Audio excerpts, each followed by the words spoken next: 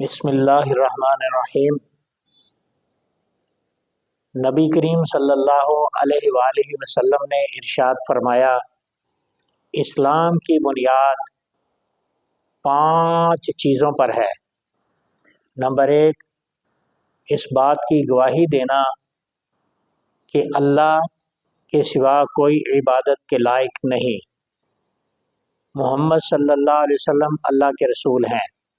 Number 2، 5 وقت کی نماز پابندی سے پڑھنا۔ نمبر 3، رمضان المبارک کے روزے رکھنا۔ نمبر 4، صاحب نصاب کا زکوٰۃ ادا کرنا۔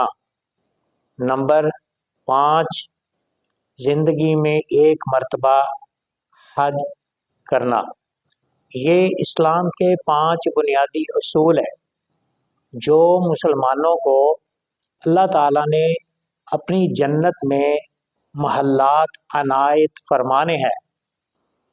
وہاں پر خوبصورت زمین آسمان سے بڑے بڑے محل ہوں گے، دنیا میں اس کی کوئی مثال مل ہی نہیں سکتی، دیکھی ہی نہیں جا سکتی۔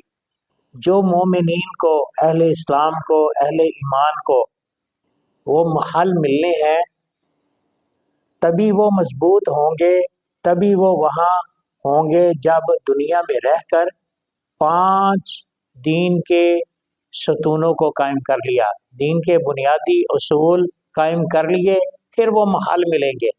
اگر کلمہ بھی صحیح طریقے سے نہ پڑھا، بعض مسلمان تو وہ ہے کہ ان کو لا الہ الا اللہ محمد رسول اللہ بھی کہنا نہیں آتا۔ بعض پڑھتے ہیں لا الہ الا اللہ محمد رسول اللہ، بعض محمد رسول اللہ، بعض محمد رسول اللہ پڑھتے ہیں۔ تو یہ مسلمانوں کو اپنا کلمہ تو صحیح کرنا چاہیے، کلمہ بھی صحیح ہو، کلمے پر ایمان کامل ہو، پھر زندگی میں جتنی مرضی تکلیف آ جائے 5 وقت کی نماز پڑھی جائے۔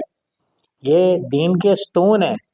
پھر رمضان المبارک گرمیوں میں آئے، سردیوں میں آئے، کوئی یہ بہانہ نہ بنائے گرمی بڑی لگتی ہے، بھوک بڑی لگتی ہے، پیاس بڑی لگتی ہے، بہانے بنا کر کھائیں پئیں اور روزے نہ رکھیں۔ یہ دین کا ستون ہے۔ جس نے دنیا میں رہ کر اپنا دین کا گھر مضبوط کر لیا، جنت کے محلات اسی کے لیے ہوں گے۔ یہ نہیں ہے کہ دنیا میں رہ کر کچھ بھی نہ کریں اور جنت کے محلوں کی امید رکھیں، اور زکوٰۃ اپنے مال کی دے کوئی نہ، پیسے سنبھال کر، دولت سنبھال کر، بینک بیلنس وہ اور اپنے بچوں کے لیے چھوڑنا ہے، جنہوں نے بعد میں دعا کرنی بھی ہے یا نہیں کرنی، باپ کا نام پوچھنا بھی ہے یا نہیں پوچھنا، کسی کے سامنے ذکر بھی کرنا نہیں۔